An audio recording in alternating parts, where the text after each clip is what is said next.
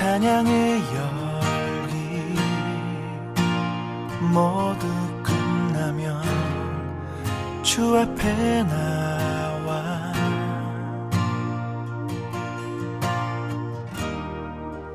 더욱 진실한 예배 드리네. 주님을 향한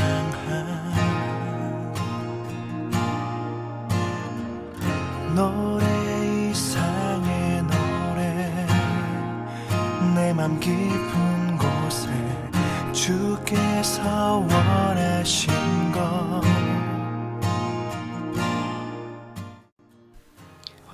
오늘 우리에게 주신 하나님의 말씀은 이사야 26장 1절부터 7절까지 말씀입니다. 그날에 유다 땅에서 이 노래를 부르리라. 우리에게 견고한 성읍이 있으며 여호와께서 구원을 성벽과 외벽으로 삼으시리로다. 너희는 문들을 열고 신의를 지키는 의로운 나라가 들어오게 할지어다. 주께서 심지가 견고한 자를 평강하고 평강하도록 지키시리니 이는 그가 주를 신뢰함이니이다. 너희는 여호와를 영원히 신뢰하라. 주 여호와는 영원한 반석이심이로다. 높은 데에 거주하는 자를 낮추시며 솟은 성을 헐어 땅에 엎으시되 진토에 미치게 하셨도다. 발이 그것을 밟으리니 곧 빈궁한 자의 발과 곤핍한 자의 걸음이리로다. 의인의 길은 정직함이요 정직하신 주께서 의인의 첩경을 평탄하게 하시도다. 아멘. 표현치 못할 주님의 존귀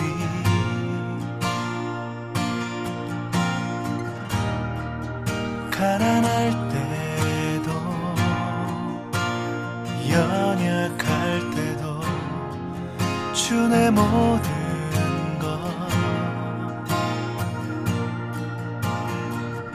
노래 이상의 노래 내 맘 깊은 곳에 주께서 원하신 것. 화려한 음악보다 뜻없는 열정보다 중심을 원하시죠. 주님께 드릴 맘의 예배 주님을 위한 주님을 향한 노래 중심 잃은 예배 내려놓고 이제 나 돌아와 주님만 예배해 주님께 드릴 맘의 예배 주님을 위한 주님을 향한 노래 중심 잃은 예배 내려놓고 이제 나 돌아와 주님만 예배해요.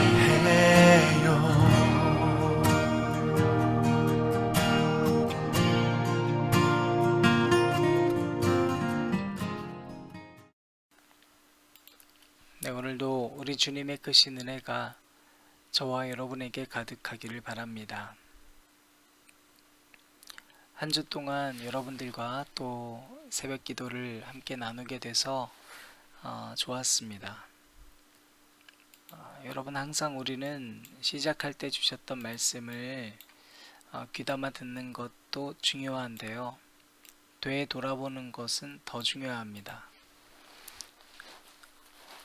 한 주 동안 우리가 나누었던 말씀을 다시 한번 정리해보는 시간이죠. 여러분 이번 주에 저와 여러분이 나누면서 계속 반복해서 생각해봤던 것은 질서였습니다. 혹은 그 반대 무질서와 관련된 거였어요. 제일 먼저 우리가 월요일에는 부끄러움에 대한 문제를 다루었습니다. 여러분, 우리가 태초에 하나님께서 질서를 바로 잡아 주셨을 때 인간은 부끄러워하지 않았습니다. 하나님께 나가는 데 있어서 부끄러운 문제란 있을 수 없었어요. 그래서 우리가 가장 먼저 이 무질서와 이 무질서의 세계에서 질서화 시키기 위해 첫 단계로 중요했던 것은 우리 각자에게 있는 부끄러움의 문제를 주님께 오픈하는가에 대한 문제입니다.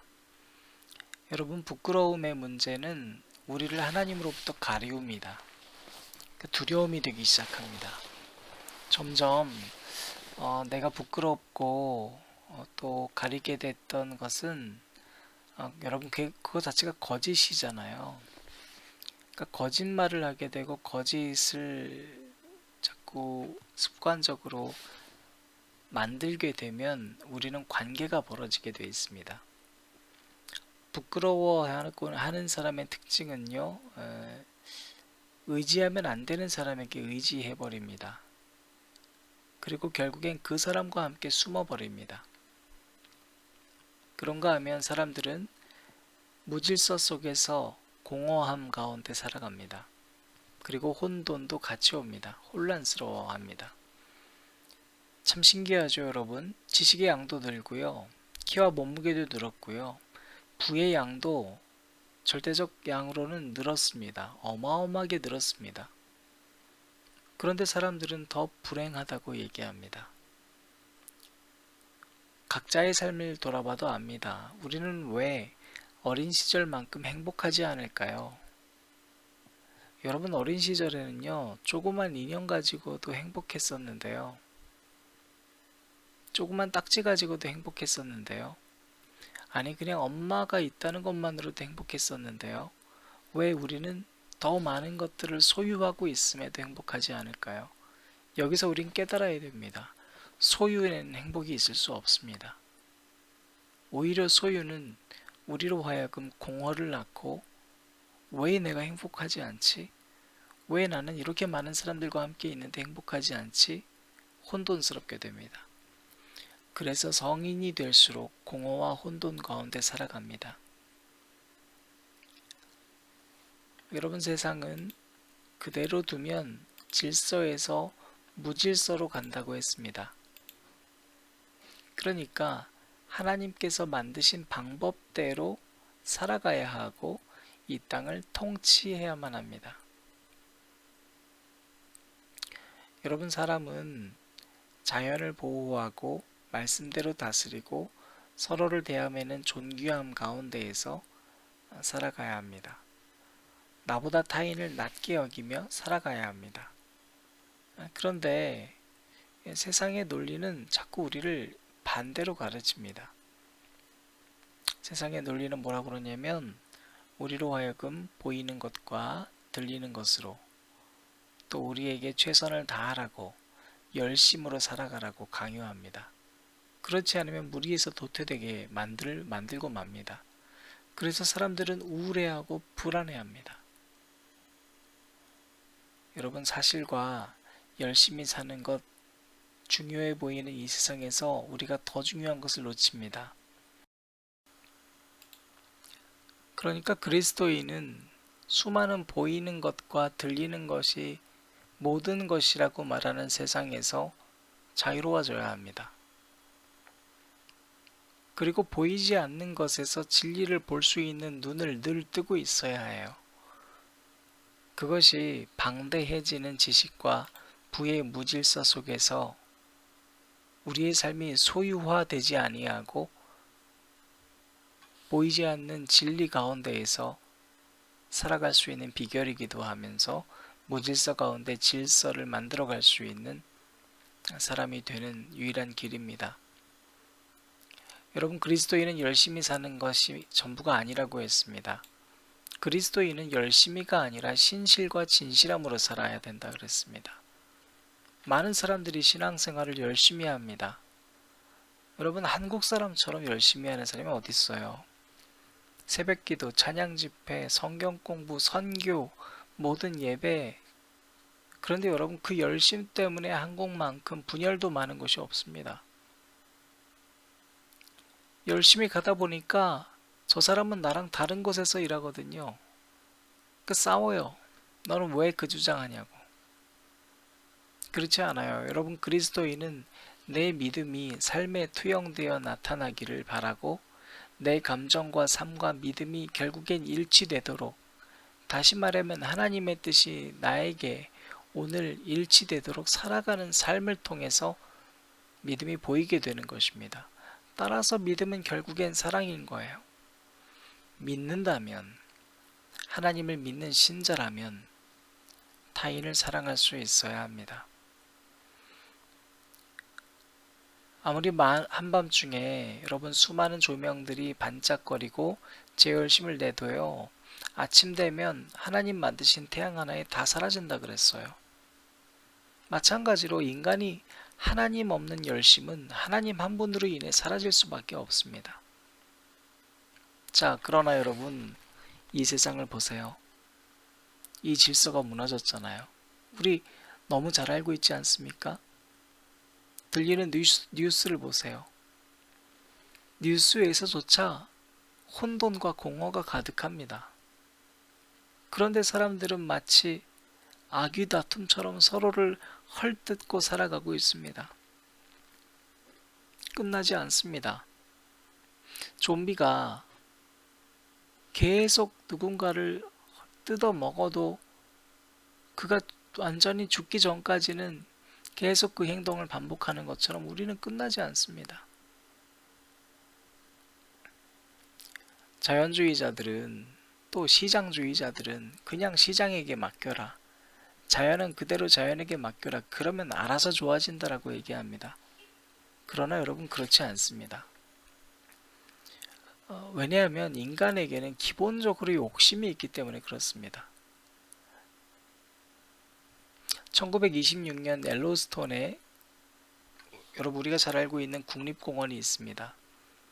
근데 거기에 늑대가 사라지고 나서 수십 년 흘러서 1995년에 늑대 14마리를 풀었습니다. 사슴을 사냥하기 시작한 거예요.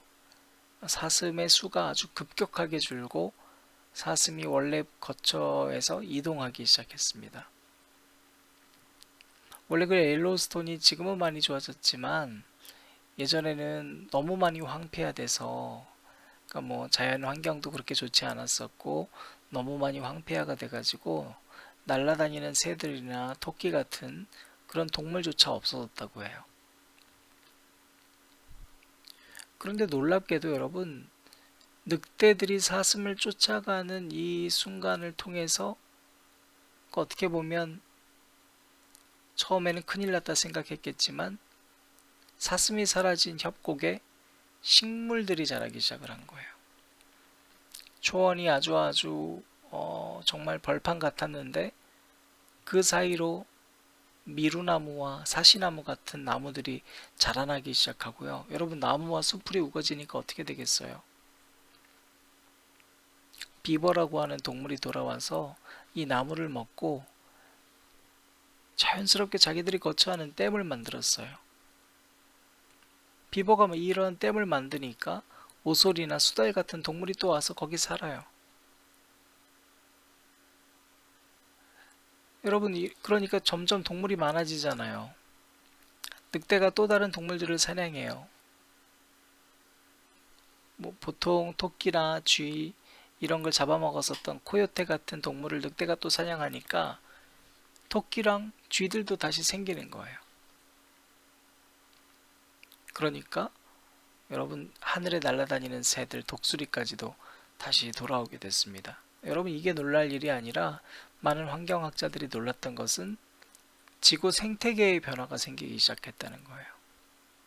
강이 움직임의 줄기가 바뀌었다는 겁니다. 그런데 그 움직임의 줄기가 무엇 때문이라는 거예요? 이 옐로우스톤에서 가장 상위 포식자의 역할을 했던 늑대가 생겼기 때문이라는 거예요. 늑대가 없으면 좋을 줄 알았겠죠. 행복할 줄 알았겠죠. 어렵게 하는 게 없으니까. 그런데 여러분, 그렇지 않았다는 거예요. 많은 사람들이 와서 옐로스톤을 구경하라고, 국립공원이니까 이런 늑대 같은 동물을 없앴지만 여러분 그것이 오히려 더 힘들게 만들었어요. 오히려 자연을 폐해시켰어요. 그런데 상위 포식자가 생기자 강의 구비가 줄어들고 침식도 잦아졌어요. 급류지역이 늘어났는데요. 처음엔 걱정이 됐었는데 여러분 이렇게 되니까 오히려 자연 전체적으로는 굉장히 뛰어난 그런 환경으로 바뀌었다는 거예요. 결국엔 산림이 아주 울창해졌겠죠. 그러니까 그 울창해진 산림 때문에 강물도 속도도 일정해지고 당연히 그러니까 나무가 그 근처에도 많아질 거 아니에요. 그러니까 토양도 단단해진 거예요. 여러분 70년 동안 인간이 생태계 안정을 이루겠다고 갖가지 노력을 다했는데 실패했는데 이 실패한 노력을 제자리로 돌려놓은 게 바로 늑대 14마리였었다라고 판단합니다. 많은 환경주의 학자들이 그래요. 근데 결론이 좀 다르게 났어요. 환경학자나 자연주의자들이 자연은 그대로 놔두면 스스로 치유한다고 결론 내렸지만 꼭 그런 것만은 아닙니다. 왜냐하면 자연 안에 인간이 살거든요. 어찌됐건 상호작용을 하고 살아가요. 문제의 원인은 우리가 자연을 보호하고 사랑하는 게 무엇인지를 늘 망각한다는 거예요. 인간이 자신들의 향락과 문화, 여행을 즐기기 위해서 그 도구로 이기적인 욕심으로 일하면, 열심을 다하면 결국에 문제가 생기게 만드는 것도 인간이에요. 여러분 자연 그대로 놔두면 만약에 이렇게 문제가 생기고 나서 그냥 자연 그대로 놔뒀어요, 인간이. 그럼 그곳에 늑대가 갈 일이 없죠. 그러니까 결국에 문제를 해결한 것도 인간이고요. 문제를 준 것도 인간이었던 거예요. 자연은 그냥 멋대로 사는 게 아니라 하나님께서 이 자연을 창조했던 롤 모델 그대로 살아간 거예요. 하나님이 주셨던 그 역할을 그대로 수행했을 뿐이에요. 문제는 사람이 그걸 수행하지 못했어요. 하나님의 말씀을 거역함으로 인해서. 제가 이 기록들을 봤을 때 느꼈던 건 뭐냐면 여러분 옐로우스톤에서 인간 때문에 무너졌던 질서가 바로잡히게 된 것은요. 이 사슴을 힘들게 했던 상위 포식자인 늑대가 존재했기 때문이라는 거예요. 상위 포식자, 가장 위에 있어야 될 그 서열이 있음으로 인해서 이 땅의 질서가 회복되어 갔다라는 걸 옐로우스톤이 보여줬잖아요. 따라서 여러분 인간이 있는 이 땅에서 우리들끼리 굉장히 좋을 것 같았지만 질서가 무너지고 혼돈과 공허가 있다는 건요. 아주 심플한 결론 하나를 내릴 수 있어요. 인간 위에 있어야 할 누군가를 우리가 바라보지 않기 때문인 거예요.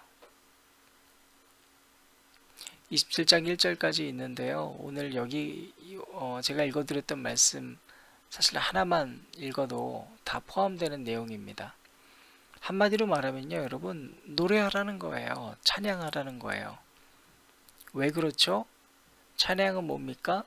대상이 분명하죠. 하나님이라는 존재를 우리는 찬양할 수 있어요.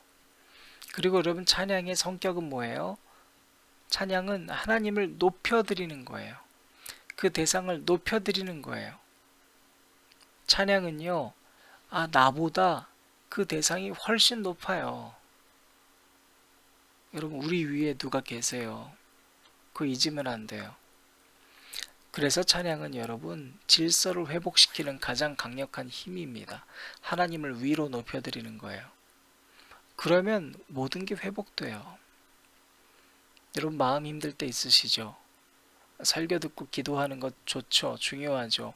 그런데 여러분 찬양 잃어버리시면 안 됩니다. 마음 힘들 때마다 찬양하세요.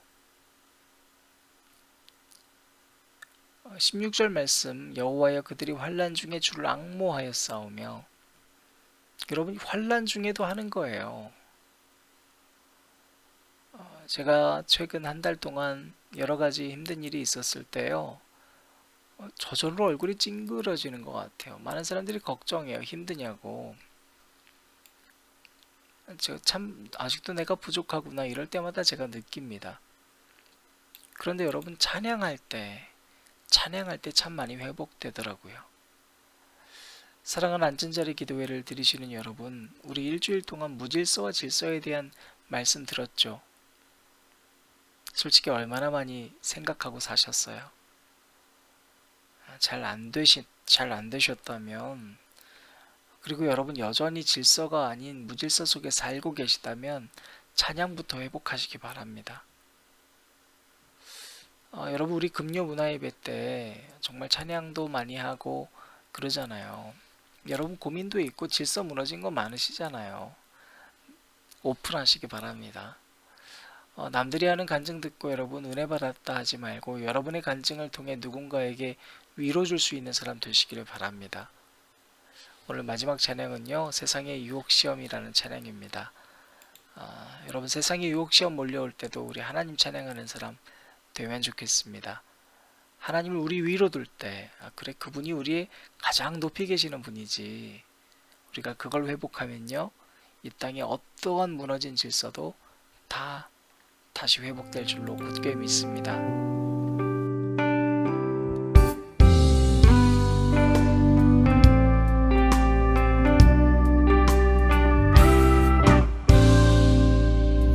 세상의 유혹 시험이 내게 몰려올 때에 나의 힘으론 그것들 모두 이길 수 없네.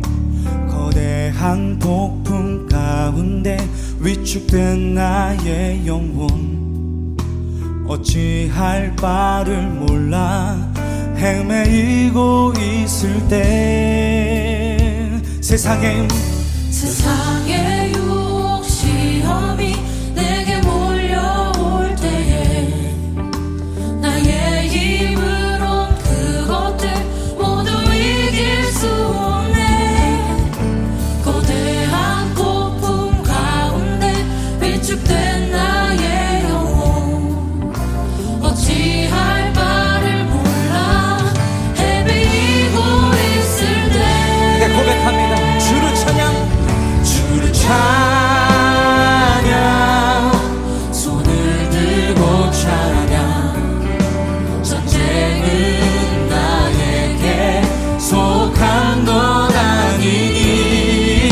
주를 찬양, 손을 들고 찬양. 전쟁은 하나님께 속한 것이니.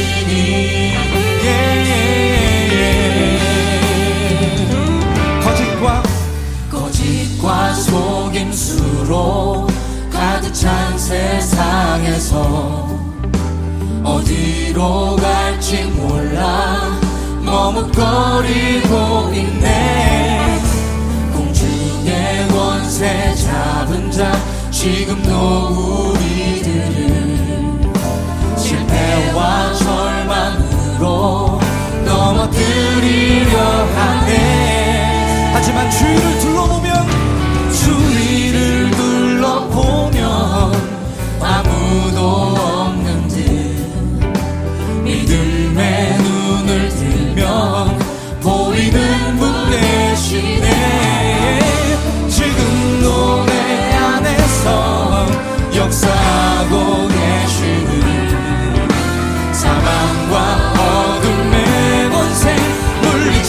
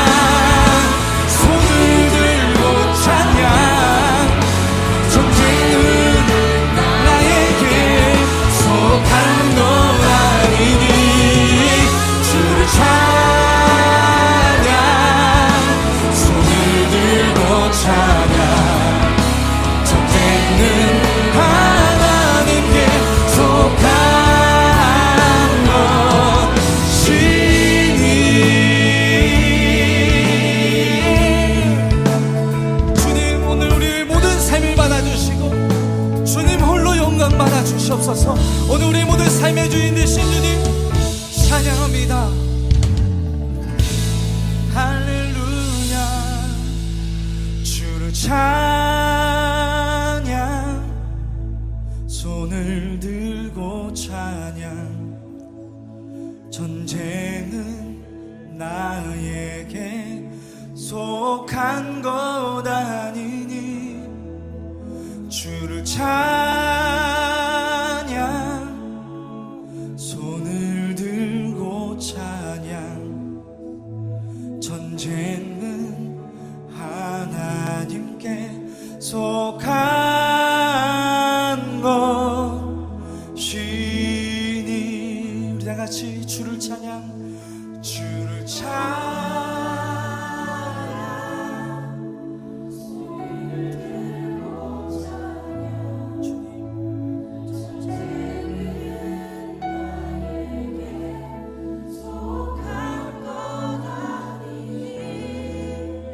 주를 찬양, 손을 들고 찬양. 전쟁은 하나님께 속한 것이